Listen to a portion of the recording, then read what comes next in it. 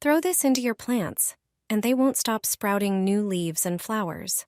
Every plant needs the right nutrients to wake up and start growing faster. Use what you already have at home. You'll need walnuts for this. They are a real treasure trove of minerals. They contain copper, zinc, potassium, iron, and phosphorus. However, it's not the nuts themselves, but their shells that have the highest concentration of valuable trace elements. Crack a few walnuts. Put the shells into a pot and add about 33.8 ounces of water. Boil everything for about 10 minutes. The shells will release all their nutrients into the water.